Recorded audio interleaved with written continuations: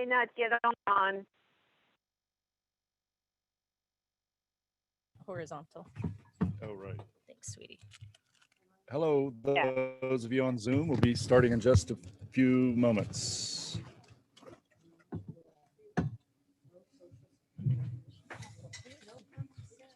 And on YouTube. Hello. I've heard of that ship. Jeannie ships chips and salsa. Oops, that's only R.S. Thomas. Really? Well, when I came out here, there wasn't any Mexican Indian in the Midwest. I mean, yeah, you didn't know. Yeah, but you need. Except the cats and all, it just got as big as it got. This might need to go up a little bit.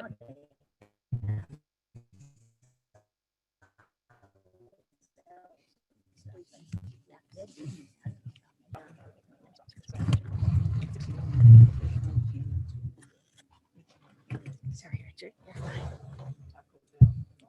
Hello, friends on Facebook and on Zoom and YouTube. We're just about ready to begin our Bible study on the second half of Jonah. I think we're going to finish up with chapter 2 and then move on to chapters 3 and 4. And we have some artwork for those of you on Zoom that you may not be able to see. So you'll have to listen carefully to the descriptions. And so this is, yeah, Faye can hold them up for you, but some of them are just listening. So, Oh, okay. Yeah, so we'll have to do a little bit of Send them out describing. later.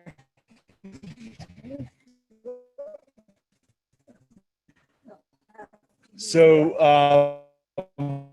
welcome to the second and last of our Bible studies here at Cedar Lake Camp, and I'm very happy to introduce to you again Dr. Faye Ellwood.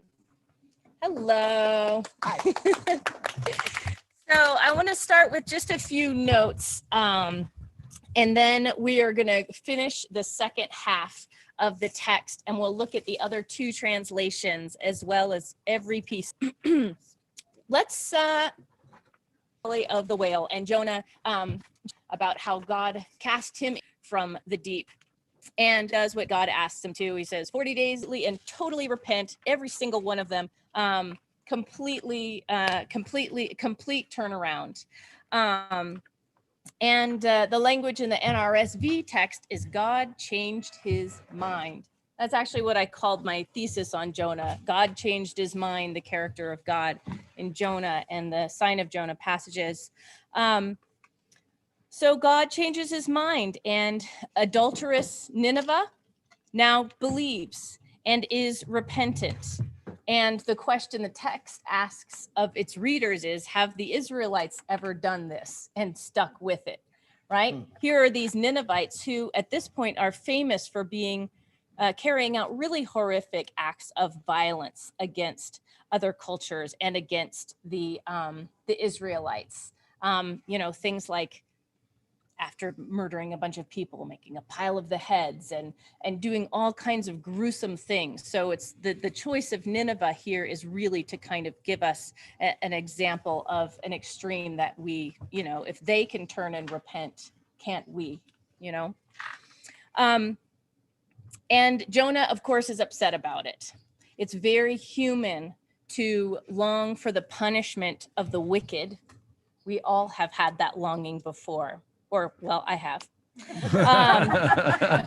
But God longs for their reformation. God longs for their turning or their return to God. The Hebrew word for return is it tishun? Now I'm blanking on it. Tikkun. Yeah. Whatever you say. Yeah, okay. And God wants us to work for forgiveness. Right. So as we were talking about yesterday, we want to get toward this place of responding in a little bit more in the ways we understand God to respond. Just a few notes about the date of when this was written. Of course, these stories could be very ancient. We don't know when they were originally thought up, but it was written down probably sometime after the exile. So if you think of your history of ancient Israel, we have King David being a king of the United Israel around 1000 BC or BCE. Both of those mean the same thing. Then we have Solomon after that. And after that, things sort of start to fall apart. The two kingdoms are divided. And in the north, Israel is called, the north section is called Israel. It falls to Assyria in 722 BCE. And then the south, which we call Judah, falls later in the 500s. Okay. And so that's when the south goes into exile in Babylon for 40 years. When many of them returned from Babylon 40 years later, that's what we mean by post-exile. So this is, hundreds of years after the Assyrians overtook the north of Israel, right? So this is being written down and listened to or read by people who know the history of Assyria already, who know what Assyria did to Israel and how horrific how famous they were for their practices. Okay. But because Jonah is mentioned in Kings, this is sort of the time when the prophet Jonah was known to have lived. Okay. Does that make sense? It's kind of hard for me to do history without a visual timeline. And we have all of these elements. One other thing I just wanted to talk about was genre. When we're looking at Bible texts, it's very valuable to know what the genre is. If we're reading the New Testament, it's important we know the difference between an epistle and a gospel, right? An epistle is a letter, and it serves a very different purpose than a gospel does, or a parable, right? If Jesus is telling us a parable, we're not looking for some kind of empirical evidence or historicity. If he says, well, there was a man who had a vineyard, well, I'd say, well, was there? And where did he live? And what was his name? That's not that genre's purpose. So here again, we have a different purpose for the genre here. The genre is intended by the writers to be this teaching narrative. This narrative to teach us about God and about forgiveness, and to try to wake up our hearts to this big, wide way of loving and responding to people who want to turn and to do better. And there's all these elements that sort of include the fantastic to try and do all this stretching out work, like Jonah surviving inside a great fish for 3 days, the immediate repentance of the Ninevites, including the animals, and then even the potentially problematic Yahweh saving a nation that will later utterly destroy northern Israel. Right. So we have all of these elements in there.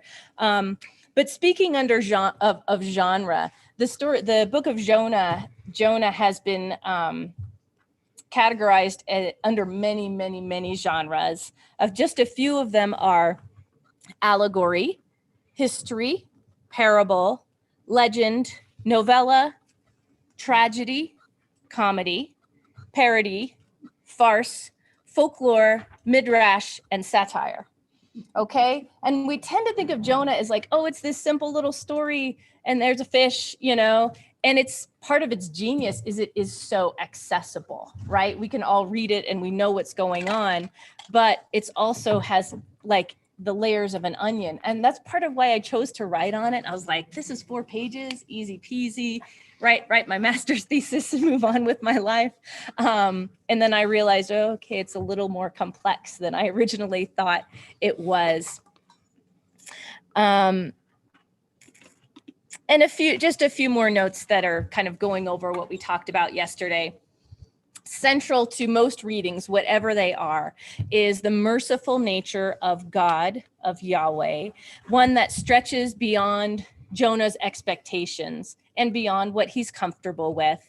Now, as we talked about yesterday, some see God as sort of capricious as well as compassionate here, but others view Yahweh's mercy as progressive, and in fact, international, because it stretches beyond the borders of Israel, certainly.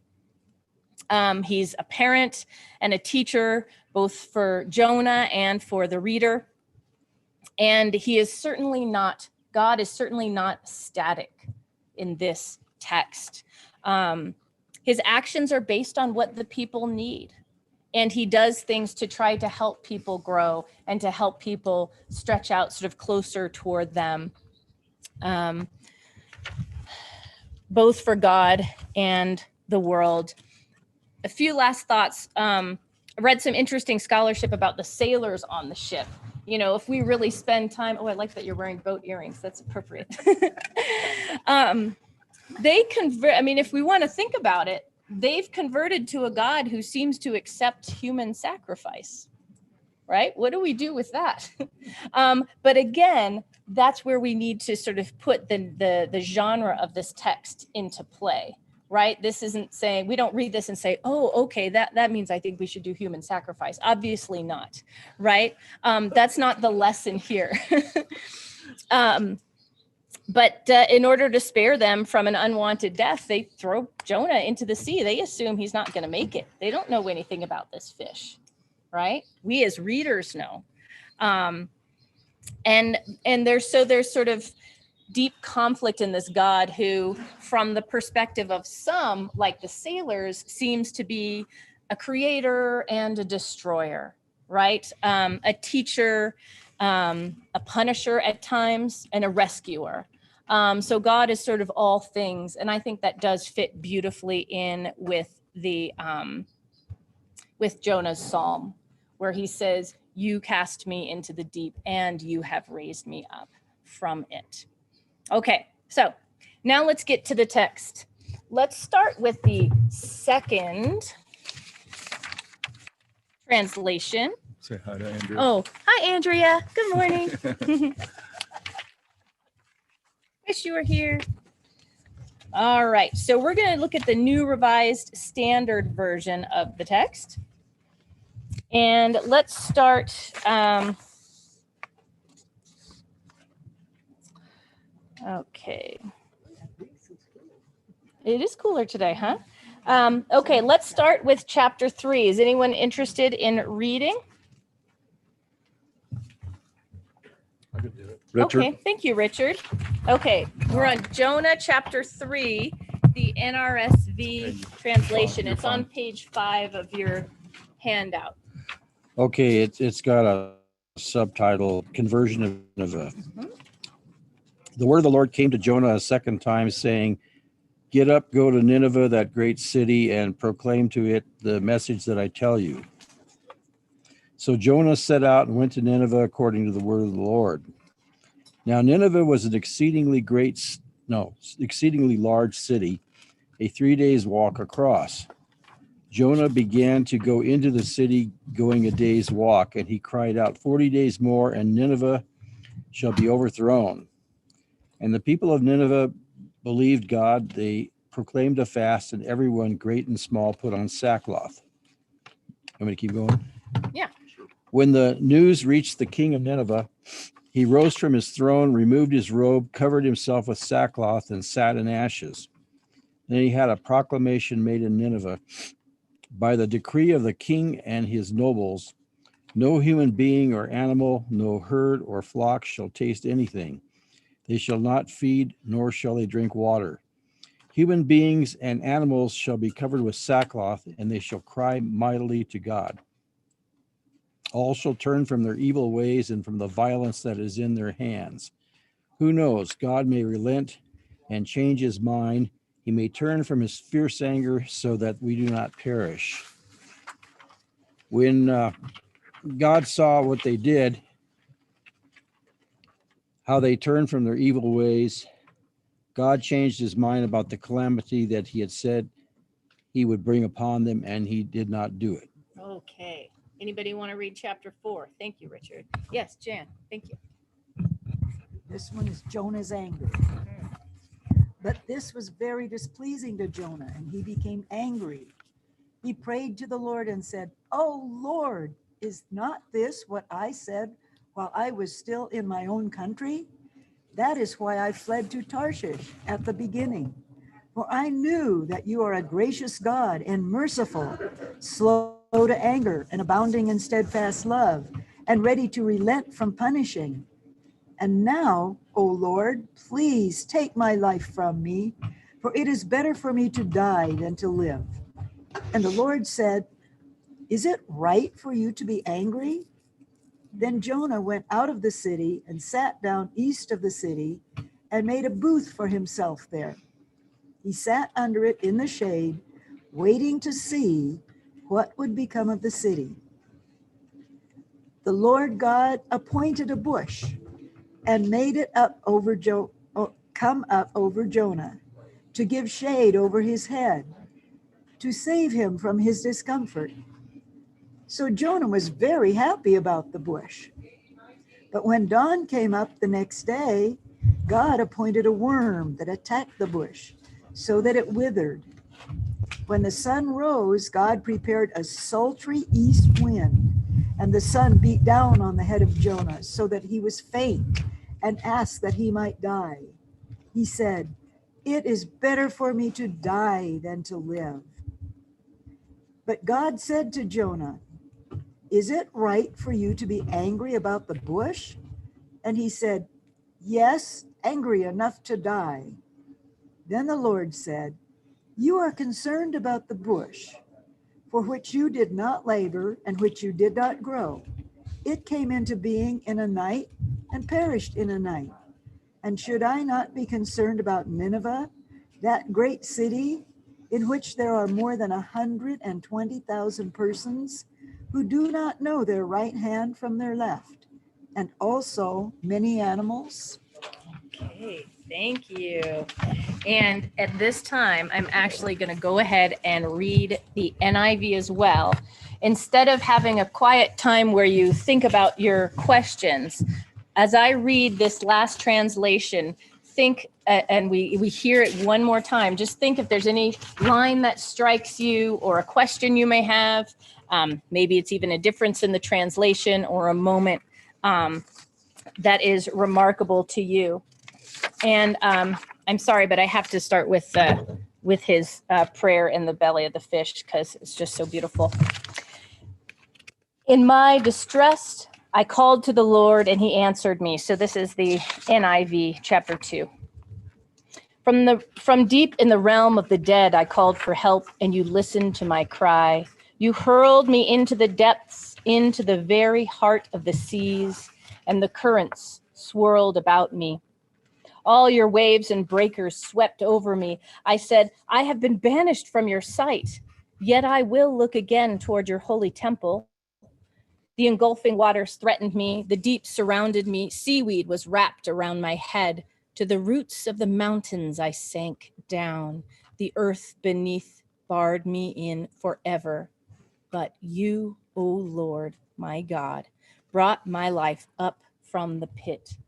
When my life was ebbing away, I remembered you, Lord, and my prayer rose to you, to your holy temple. Those who cling to worthless idols turn away from God's love for them. But I, with shouts of grateful praise, will sacrifice to you. What I have vowed, I will make good. I will say, salvation comes from the Lord. And the Lord commanded the fish, and it vomited Jonah onto dry land. All right, chapter 3, Jonah goes to Nineveh. Then the word of the Lord came to Jonah a second time. Go to the great city of Nineveh and proclaim to it the message I give you. Jonah obeyed the word of the Lord and went to Nineveh. Now Nineveh was a very large city. It took 3 days to go through it. Jonah began by going a day's journey into the city, proclaiming, 40 more days and Nineveh will be overthrown. The Ninevites believed God. A fast was proclaimed, and all of them, from the greatest to the least, put on sackcloth. When Jonah's warning reached the king of Nineveh, he rose from his throne, took off his royal robes, covered himself with sackcloth, and sat down in the dust. This is the proclamation he issued in Nineveh. By the decree of the king and his nobles, do not let people or animals, herds or flocks taste anything. Do not let them eat or drink, but let people and animals be covered with sackcloth. Let everyone call urgently on God. Let them give up their evil ways and their violence. Who knows? God may yet relent and with compassion turn from his fierce anger so that we will not perish. When God saw what they did and how they turned from their evil ways, he relented and did not bring on them the destruction he had threatened. Chapter 4, Jonah's anger at the Lord's compassion. But to Jonah, this seemed very wrong, and he became angry. He prayed to the Lord, "Isn't this what I said, Lord, when I was still at home? That is what I tried to forestall by fleeing to Tarshish. I knew that you are a gracious and compassionate God, slow to anger and abounding in love, a God who relents from sending calamity. Now, Lord, take away my life, for it is better for me to die than to live." But the Lord replied, "Is it right for you to be angry?" Jonah had gone out and sat down at a place east of the city. There he made himself a shelter, sat in its shade, and waited to see what would happen to the plant, and made Jonah to give shade for his head to ease his discomfort. And Jonah was very happy about the plant. But at dawn the next day, God provided a worm which chewed the plant so that it withered. When the sun rose, God provided, and the sun blazed on Jonah's head so that he grew faint. He wanted to die and said, "It would be better for me to die than to live." But God said to Jonah, Is it right for you to be angry about the plant?" "It is," he said, "and I'm so angry I wish I were dead." But the Lord said, "You have been concerned about this plant, though you did not tend it or make it grow. It sprang up overnight and died overnight. And should I not have concern for the great city of Nineveh, in which there are more than 120,000 people who cannot tell their right hand from their left, and also many animals?" The end. Okay. So, comments or questions? Is there a line that struck you or a moment that seemed notable to you? You could take a minute too if you need to. Yeah, you asked us to pick out places yesterday, and Yes. so I did. This is from 3. Okay. Let's see. We're going to use the international one for this. Whichever one you want. Okay. Okay, I wrote King You James. can do it on a King James. Okay, yeah, this is where the Assyrian Empire, they call King of Nineveh. Okay.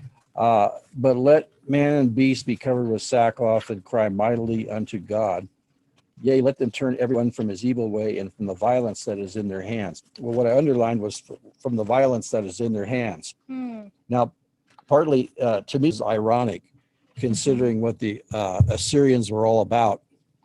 I mean, they used to, we've a number of things that to do, but there is some Assyrian art that's survived that archaeologists have found, like one where one of the Assyrian kings is in his garden and he's overjoyed looking at the head of one of his enemies on a spear.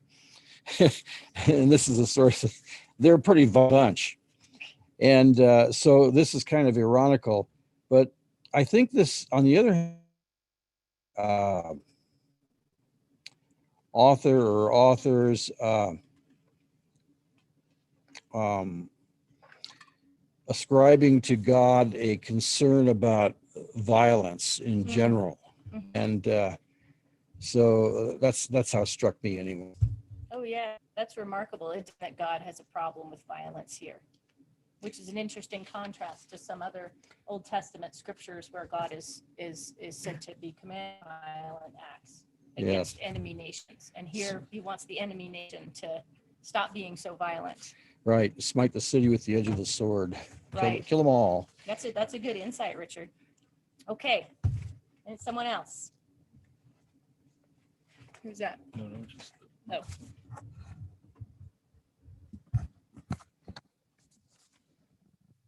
Yeah, Jan. I just think it's interesting that all this happened in such a short amount of time.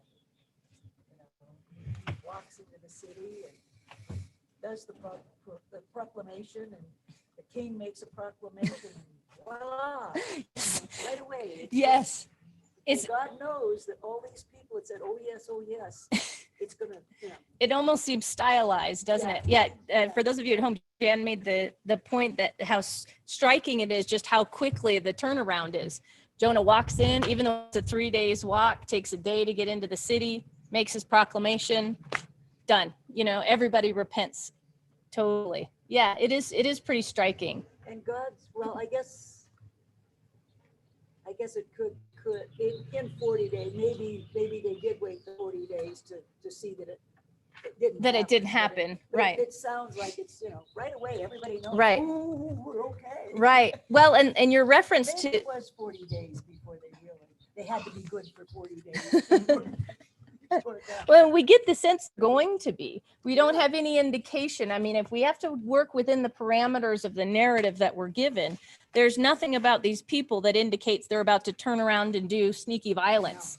You know, they're, as we understand them, as they're represented, which is what we have. And to me, that's how I work to respect the scripture. It's like, this is what we have here. We work with it. I think they're going to be good. You know, of course, what's tricky is later is going to take northern Israel, but we're not thinking about that right now. We're thinking about this narrative and the lessons God has for us, for Jonah and for the Assyrians, this narrative. But I like that you brought that up, because that was the moment I was thinking of, where they say, the king says, hey, let's all repent. Let's all turn around. Who knows? Maybe God will relent. They don't know God will change. This is not like a cause and effect or an eye for an eye or like a tit for tat. They're not doing it because they know it will work. They have faith that it will work. Let's look at that line. I'll go into the NIV. So this is going to be page 9, verse 8 says, let people and animals be covered with cloth, let everyone call urgent God, let them give up their evil ways, violence. Who knows? God may yet relent and with compassion turn from his fierce anger so that we will not perish.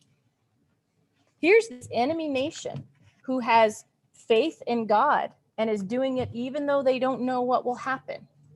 And it's very different from Jonah, who is saying, darn it, I knew you had this compassionate nature. And these people are trusting that God has compassion because they've messed up and they know it, right? And how can we perhaps ourselves in that space? I've messed up and I know it, but I want to pray, or I want to trust that God is a God of love and of compassion. You know, when we put ourselves in that place, I would be holding out for this God, not Jonah's concept of what he wants God to be, of the box of right and wrong, black and white, that he wants to put God into. Yeah, Katie. So I guess Jonah's a very interesting character. Absolutely. Like God says, do this task. Mm-hmm. And he's like, okay. Yeah. Right. And then he's like, you know what? No, I messed up. I'm sorry. Forgive me. Mm-hmm. God's like, okay, I have compassion.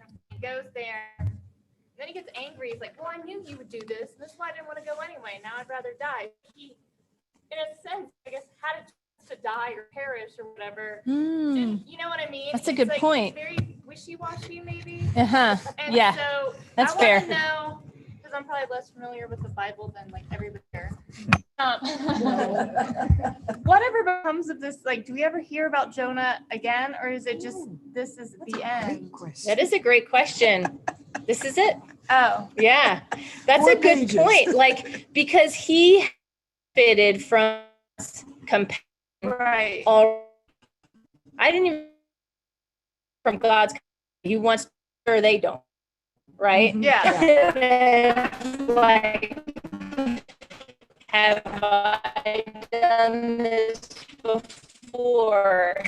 You know, that's an interesting point. Like God has saved him. You said Yeah. yesterday that he's mentioned in Kings, the book of Kings Yeah. somewhere. Yeah, you want me to pull that up for you? Yeah. All right, I'll show you where he's mentioned. I think second. Okay. 2 Kings 14, 23 to 27. Let's find it. I'm glad you mentioned that. I want to take a quick look at that. What did I say? 14, 23 to 27? Yeah. Yes. Okay. It's during Jeroboam's reign, Jeroboam II. In the 15th year of King Amaziah, son of Joash of Judah, King Jeroboam, son of Joash of Israel, began to reign in Samaria. Samaria separated. He reigned 41 years. He did what was evil in the sight of the Lord. He did not depart from all the sins of Jeroboam, son of Nebat, which he caused Israel to sin. He restored the border of Israel from Lebo Hamath as far as the sea of Arabah, according to the word of the Lord, the God of Israel, which he spoke by his servant Jonah, son of Amittai, the prophet, who was from Gath Hephir. For the Lord saw that the distress of Israel was very bitter. There was no one left, bound or free, and no one to help Israel. But the Lord had not said that he would blot out the name of Israel from under heaven, so he saved them by the hand of Jeroboam, son of Joash. So that's it. That's the mention of Jonah. Just say that he's a prophet. So it's right in here, I guess, in 25. He restored the border of Israel from Lebo Hamath as far as the sea of Arabah, according to the word of the Lord, the God of Israel, which he spoke by his servant Jonah, son of Amittai, the prophet, who is from Gath Hephir. So we have him being here, a wayward, who's our king's writer here, Jonah, the prophet, who God, remember the best definition of a prophet is the mouthpiece of God. God speaks through this to tell the king, let's do this. This would be a good plan. So it's because Jonah, God worked through to tell the king one kind of thing he could stand to do during his reign. Where is this Arabah? I don't know. That's where a better scholar of geography would come into play. Oh, the Dead Sea. Oh, So Trey, was that excerpt before or after? This is before. So the speculation is Okay. that yeah. the story good of question. Jonah was written, as Faye said earlier, several hundred after Assyria had done a lot of its damage, but the people still had text, and that one of the texts had this mention of Jonah during this time period. So the speculation is that this might have been a verbal state that had survived many years, and some finally wrote it down in this time period about Jonah several hundred earlier. Yeah, this is the history written probably by Southern writers who watched the fall of the North, wondering how could this happen. So when we hear all of this negative stuff about the Northern kings and how they did evil in the sight of the Lord, and they very well may have, it is important though to remember that they did not write this. Southern Judah writes, thinking like, how could they fall? They must have messed up. I don't want to oversimplify it. We're not talking about kings right now because it's its own rich. So there's this one mention of it. And this was probably put down again. Even this king's narrative was probably written down a while after this stuff was taking place. But yeah, someone had this text probably and was expanded on it. What's interesting about this is verse 27. Okay, this Jeroboam. Jeroboam. Jeroboam. Okay, he's evil in the sight of the Lord, but paraphrasing a little bit, Lord saved him by the hand of Jeroboam, the son of Joash, the son of Jehoahaz. And so even though this guy is evil in the sight of the Lord,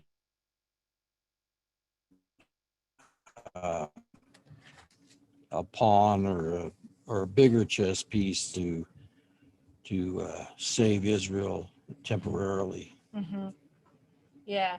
Well, and I think that fits in again, interestingly, with Jonah, who is this prophet. I mean, we know prophets from the books of Kings that we know a whole lot more about, like Nathan and others who were much more involved with kings and with doing stuff to help the kings make better choices and realize their failings and so on.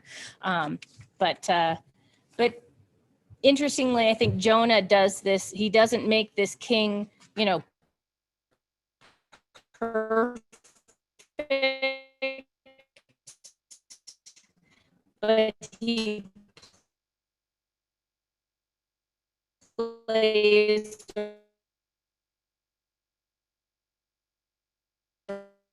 role in how glorious reformation.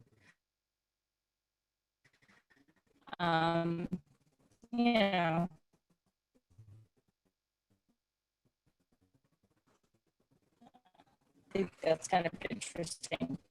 Okay, yes, Jan. Let's get back to Jan. I just think it's interesting. Basically, no forms of communication, particularly, and the king makes a proclamation. People. Right. The king says, how does everybody know? How does everybody really get on board? And it's an awesome story. It is awesome. I mean, and that's when we talked about the comic elements again.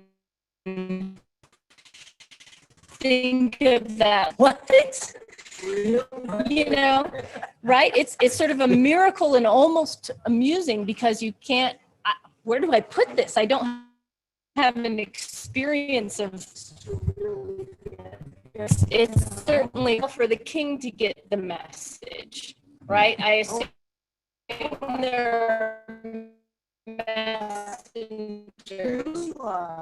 When the message reached the king, and then he makes a decree, and I imagine he expands on it. Stories. Society, and I'm not saying the Syrians are now because they're very different. I understand, but at that time, maybe I think the king who wore balloons to go out there and beat on. Yeah.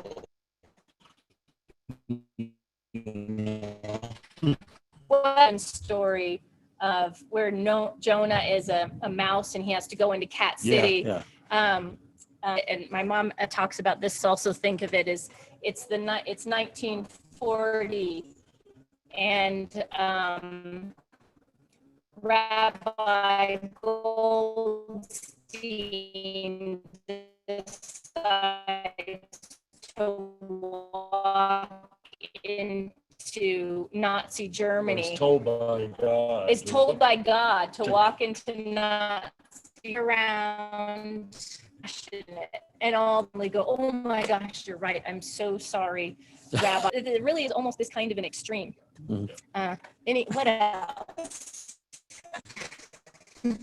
Yeah. I'm trying to take all the history out of it. So I like history. I don't remember much of it. That's okay. I'm looking at the very, it doesn't matter which Okay. Verse 10 of the last section. Chapter 4. and he's mentioning how you have been confused, concerned about this plant, that you did not tend it or make it grow, blah, blah, blah, blah.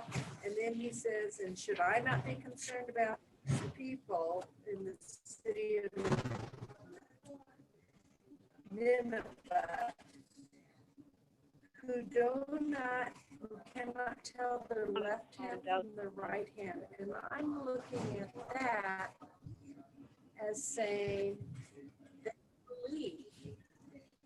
And they believe what I Hold on, Lorraine. but they don't know why. Mm-hmm. And that's how I'm taking it. And I went back to all the other ones and I'm thinking into Jonah too. You know, you're concerned about this plant and you didn't take care of it. I'm concerned about these 120,000 people, but they don't know why they're believing what they believe. They're just doing it. And it's almost what someone else said, maybe it's Richard, about the militaristic way of you just accept it. Mm-hmm.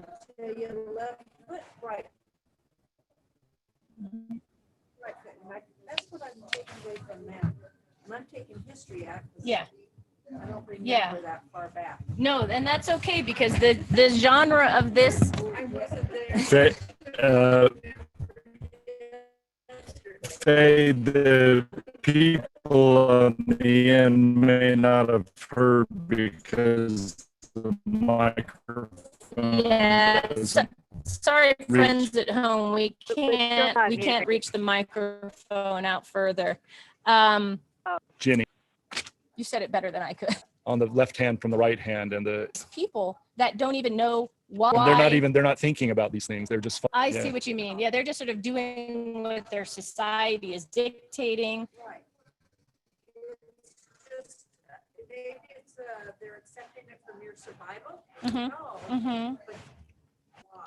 Yeah. Lorraine, you'll have to be patient. The microphone doesn't reach, so when other people are talking, you'll have to wait for us to give you a version of it. Okay. And this is a story about Greece phase Nazis. Yeah, so I think that's remarkable, the idea that they don't even know why the people in Nineveh don't know why they have to turn around and about that. It made me think again of God as a parent or as a teacher. Again, you're worried about this little plant. I have all these children that are in my charge. Or all these students too. It made me think of, just all the work God puts into helping Jonah grow. I mean, it seems like tough from Jonah's perspective, but no kid likes the experience of being made to, wipe down the tables after camp, but the counselors are like, no, you've got KP and you got to wipe the tables today. And they'll sit there and be like, I don't want to be here. I don't want to clean, but God has the plant grow, and then God has the plant taken away. And then Jonah have a bit of a teachable moment with Jonah there, right? So that he can start to kind of think about things from a different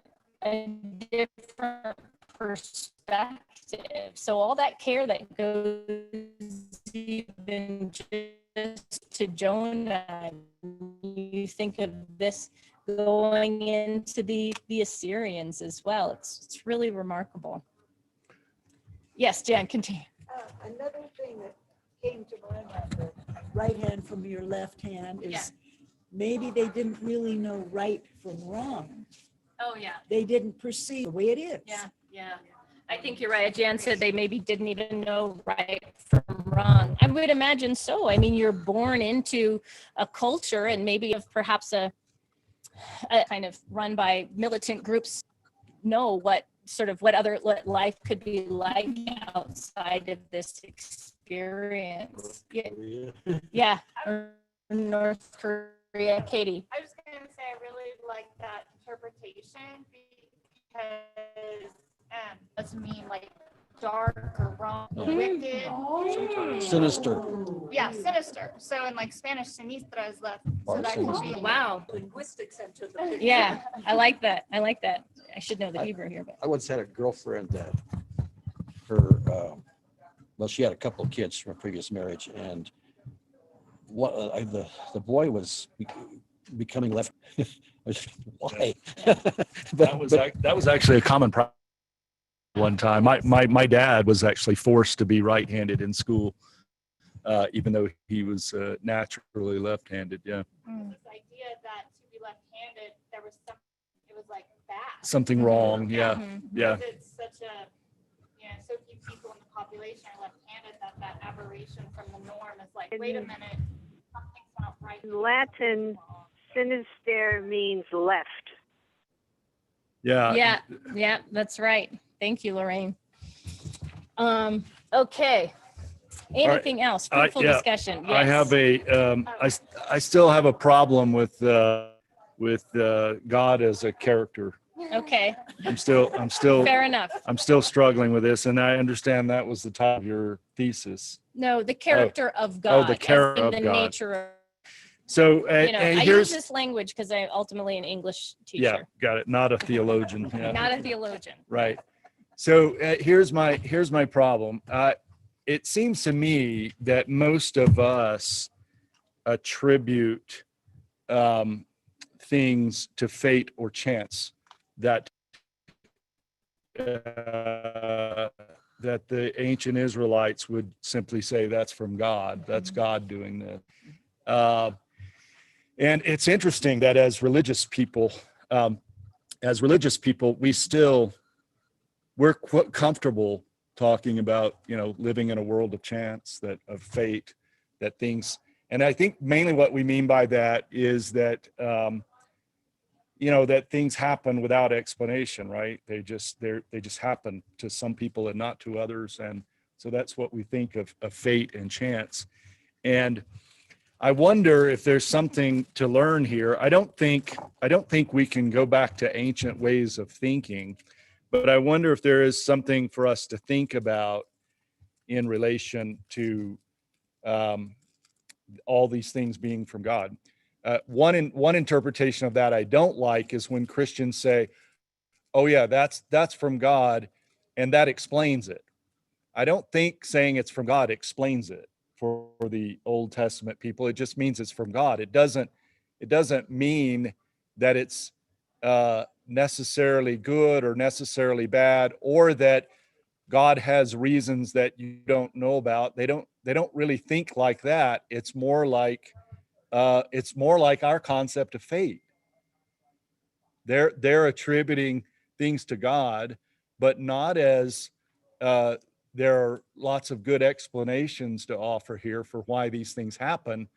They're still mysterious. Yeah, Katie. I'm confused. Are you saying that something will happen by chance, right? Which is sort of random occurrence. Yeah. And then people will interpret that as being a fate, like determined by God. Is that what you're saying? Yeah, well, that's what I'm wondering. I don't feel like fate and chance are the same thing. Oh, okay. Well, I'm using them I feel like synonymously. Yes. Oh, I'm using okay. fate and chance synonymously. Okay, sorry. From a Yeah. statistician point of view, I'm like, no. Yeah. Okay. Well, tell me what's the difference between fate and chance. Well, fate seems like it's predetermined outcome. Yeah, fate's like it's meant to be. Yeah, where chance would be like it just happens by random occurrence, like your genes, for example. Okay. Right? I could have a blue-eyed child, even though it's not very likely to happen, but it occurs by chance. But what determines fate? So it's chance.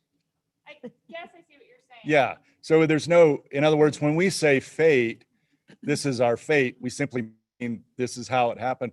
I mean, No, I push back on that. okay, I push. think- I'll give you a chance to push back. But we say the things that we say are that's how the cookie crumbles. I don't know that was just their fate. That's So just maybe how. genetics wasn't, 'cause there is like a numerical prediction, right? Like you have a 25% chance of having a child with blank.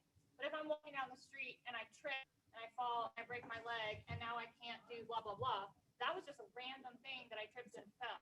No, you had a certain percentage chance that you would trip and fall. That you can put a percentage on anything. You can put a percentage on anything that happens. It's yeah.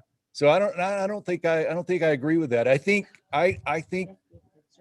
fate is chance. I mean, there are even well, there's a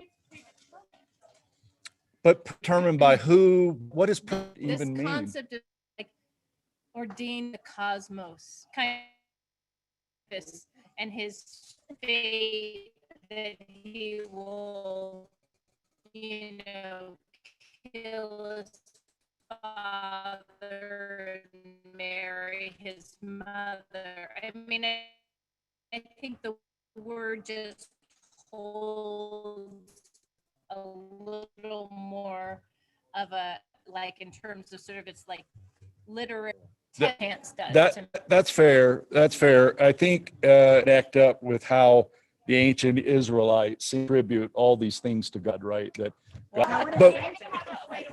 it's okay. But it seems to me that in order to have some understanding of Jonah, it would seem that you'd need to have some understanding of how it is that they talk about God doing this, God changing God's mind, things like this. That would have the sense of those things. Yeah, Katie. What did Faith say? We missed all that. Value of prediction Before you, right? Patrick. Getting an accident, or like if you take a multiple choice test, right? You have A, B, C, D. You have 1/4 chance to answer correct, right? But I think the idea of fate. How much you study? Well, Okay. so the idea of fate would be like, no. Even though this is the world of numbers and chance, you're determined to determine. Like, do you see what I'm saying? So you have this like idea of chance that you have a 1 in 4 chance of getting it right. But I think the idea of fate is that a person think of words and why do them anonymously. I appreciate that. That's why I just don't see the difference is one. It's a literary difference. That is, it's a difference. Significant. It is significance, but the literary difference is that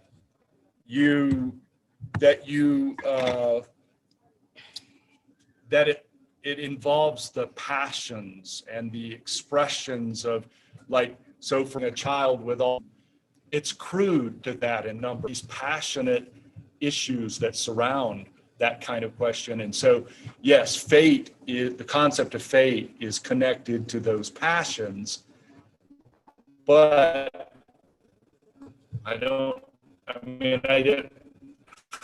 just don't see it any different from it being a number. Okay. Lunch. Yeah.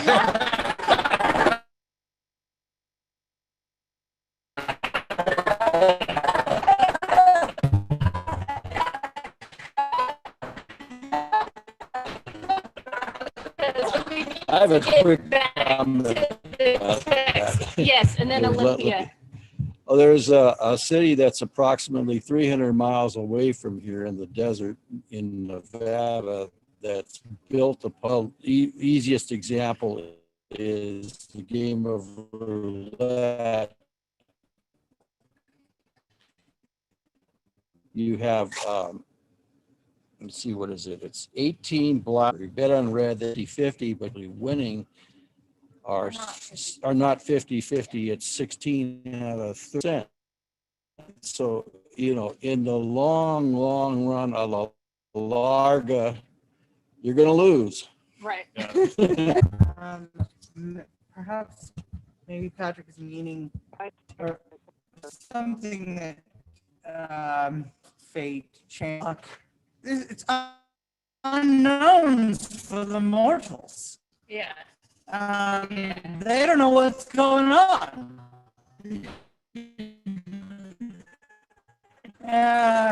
That's the common foundation for these words.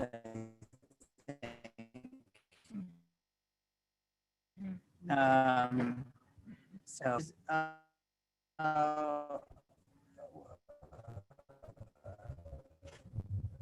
you're always talking about the word that Mystery. mystery. The mystery. Oh. Appreciate that. Between those.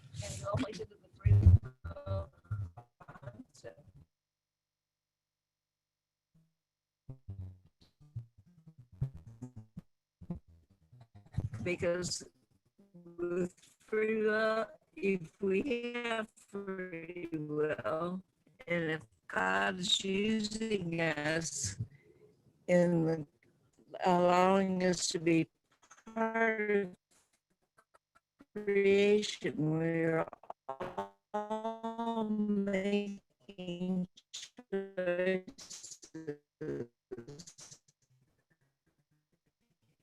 all the time.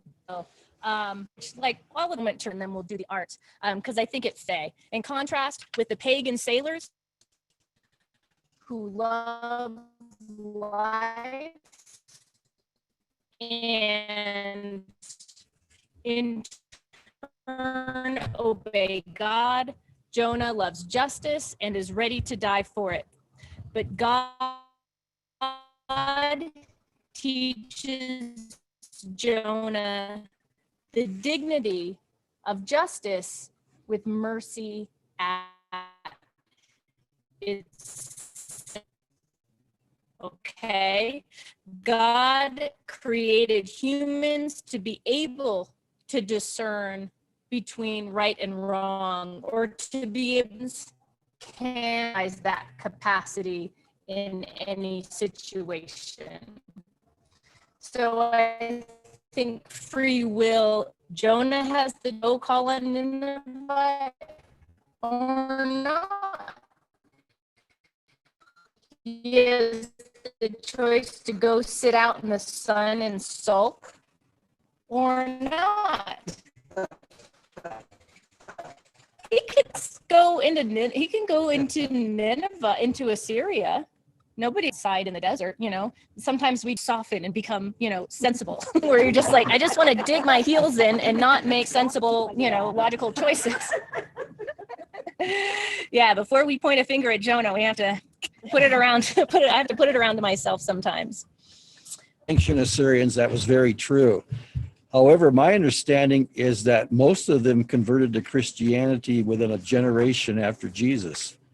And there are Assyrian communities in the United States and throughout the world. It's a diaspora like the Jews and the Armenians, etc. But as far as I know, they're all Christian.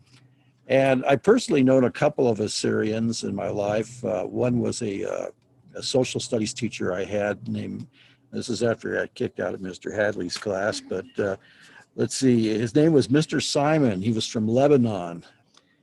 And I also know an acquaintance of mine who has a varied ancestry. Her last name is Beltoya, which is pretty Hispanic, but she said that on her mother's side, she's at least part Assyrian. And they're out there, and they're not like these ferocious guys in the Bible. Good thing. Well, yes. I mean, again, it's important to remember that all of these texts are written from, someone's context and someone's someone's perspective. Like, we need to remember these narratives of northern kings are written very generously about the Assyrians. Is so progressive. Is it sort of it sort of drops geographical boundaries and borders. People are people, and they're capable of growth. And Israelites are capable of being making poor choices, and Ninevites, people that we consider the enemy, are capable of making good choices. It really feeds into the kind of love your enemy, really challenging, radical stuff Jesus talks about, which is why I think this is this is a text that lends itself to this sort of discussion. Okay, let's look at the art. So page 2, I tried to put these together, and I'm sorry that I didn't write the artists and the date. I can give you all that stuff later. I feel that when I spoke at the Women's Auxiliary Tea, I kind of cheated you a little bit because I was asked to do art, and I kind of just gave you a lesson and then some pictures. So I want to at least give some more pictures here. So the question on the table picture is, what is the artist trying to emphasize here? Let's look at that first picture, and I'll hold it up. Those of you at home, what does the artist seem to be trying to emphasize on that first picture? That's the ship. Turmoil. The ship, I think. Yeah, the ship seems to be bending with the waves, as if it's almost becoming the waves, really in danger there. You see God in that picture? Yeah. Yep. And a human. God is kind of humanized, yeah. God's up top, as if to sort of say God's going to control this. Yeah, it's holding the world. I don't know. Literally the whole world. Oh yeah, there's Jonah. And the whale too. To Where's the the right. whale? The whale's right here. Oh Or goodness. the fish. To the right. Yeah, the big fish. You see its big eyes. There's the big eyes. It's as big as the boat. Yeah. Those of you on the phone, this might be a little hard to work with, but I'll send you the pictures if you want to look at them later. So the artist here made an interesting choice. I make it almost difficult to see Jonah and the fish and the whale, all sort of the sea. And I wonder why would the artist choose to make it so that it takes us a second even to find them? Why would the artist make that decision? Well, and the whale didn't spew him up onto land. He's still in the turmoil of the ocean. This seems to be, this art chose to do the part right when they cast him into the sea and the fish is about to take him. The waters haven't calmed yet, but I reckon they're about to. Yeah. So you're like, why did they choose to depict it where it's hard to find everything? Yeah. And I think that highlights, when you're in a storm, Yeah. you're in chaos. Mhm. It's really hard to have your bearings. You know what I mean? And there's so much. That's so going on. true. That's a good. Well, Yeah. You really have to focus. You can't just glance at it. Yeah. I mean, you really have to look at it. to see. I kind of am partial sometimes to works of art that make me have a relationship with it. It makes me have to stop what I'm doing and really try to do some work too. Are we looking at the ship there? Yes. Yeah. This ship is like bent, vulnerable. Well, I think my So let's look at the one below. Interestingly, now this is maybe a little more of like a children's art, but there's a lot of children's art on Jonah too. This artist has made some very different choices. Chaos on the top of the water. Look at all the. Yeah, the rail seems like a safe haven, doesn't it? Mm-hmm. Oops, this one's on low battery. There we go. I got it. So yeah, the whale here seems to be like a safe sort of space. And even though there's chaos on top,